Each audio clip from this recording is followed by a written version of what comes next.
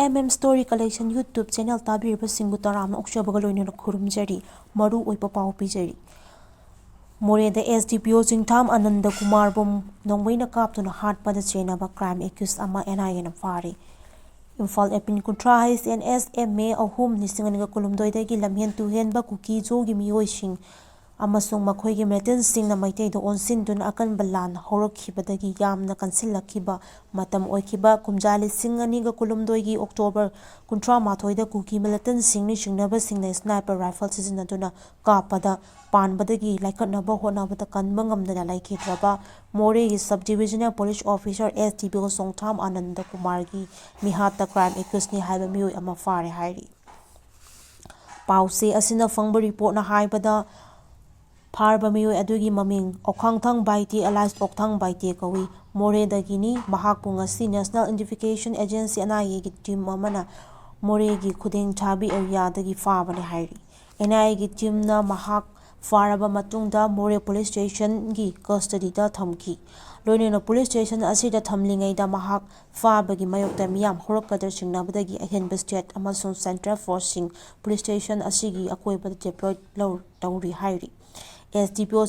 Sihais Ananda Kumar Bonongwaina kaptuna hatkiba thaudoki matangda More police station na murder amasung mass AK makhada case ama register tawduna lokhatlaga investigation chathaba horakhibani thaudok asibu yaningdaba phongdoktuna miyamna akanba khongjang changsalakhiba amasung matam adugi Manipur laingakna military of home efforts ta haizabadagi More PS na Lokhatkiba case adu kumjali sing ani subna kunmari March thada NIA da khusinakibani investigation agency asina thodo asigi matangda na honona leptana case number RC02 lising ani subna kunmari NIA Imphal register tawduna lokhatlaba matungda thodo asigi investigation leptana chatharakibani mamang thadasu case asiga mari lainana kamkithang gangte kaupa atopa accused amasu NIA na faduna wahang pahang chathakibani hairi Fire service na may chakpa gari kankre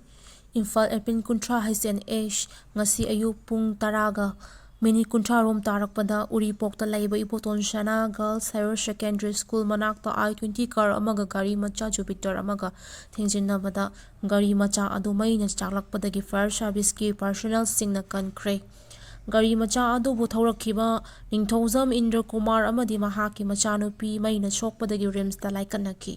I-20 adu da KS ibohal kauba miyoi amana thorakpani hairi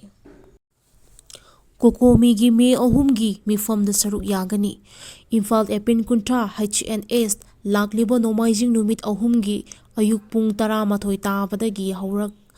Hauraga Palace compound leiba ibuema sumang lela saglenda pangthok kadoriba kukumui miyang mifamda wakalon manaba apunba macha